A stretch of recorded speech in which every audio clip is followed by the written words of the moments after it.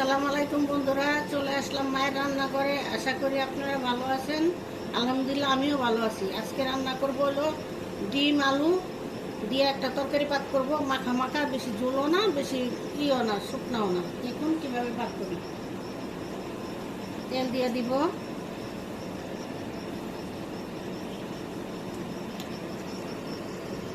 পেঁয়াজ দিয়ে দিলাম,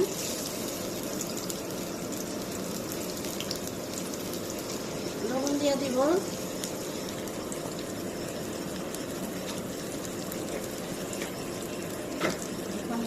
পেঁয়াজটা ভেজে নিব। দেখো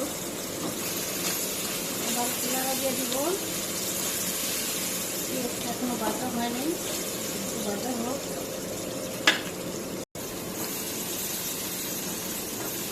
পেঁয়াজটা বাটা হয়ে গেছে, এখন একটু পানি দিয়ে দিব। পানি দিয়ে দিলাম,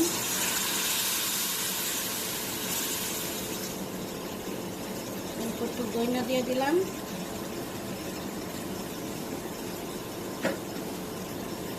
জিরার গুঁড়া দিয়ে দিলাম, পরে দিব না। দিয়ে দিলাম আবার চামচের একটু বেশি,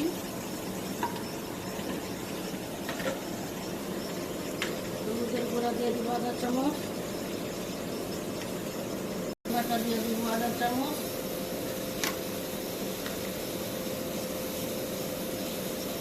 রসুন বাটা দিয়ে দিলাম। এখন কষিয়ে নেব।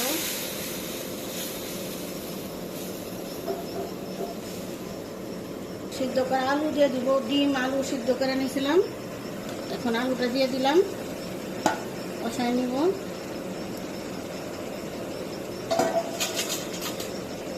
দিয়ে দিব,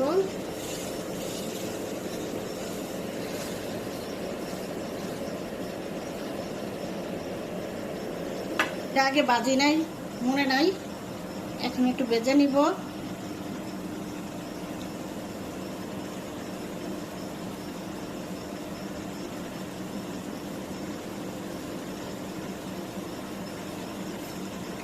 লবণ দিয়ে দিব,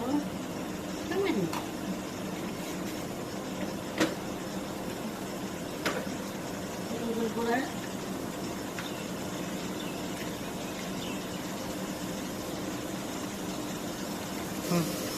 ডিম দিয়ে দিব, ভেজে নিব।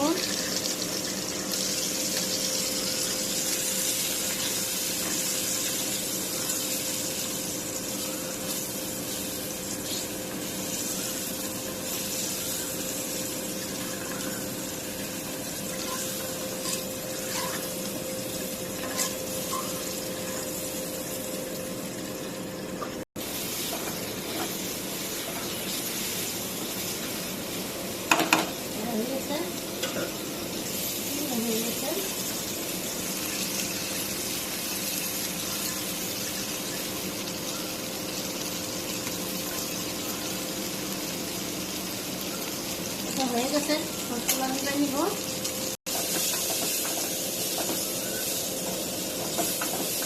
কষানো হয়ে গেছে, ডিম দিয়ে দিব,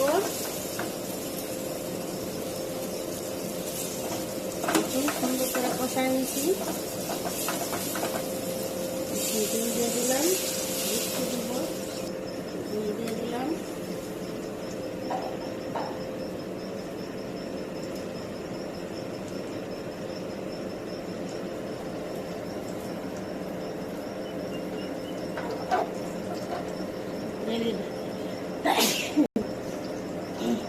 ঢেকে দিলাম, দিয়ে দিব,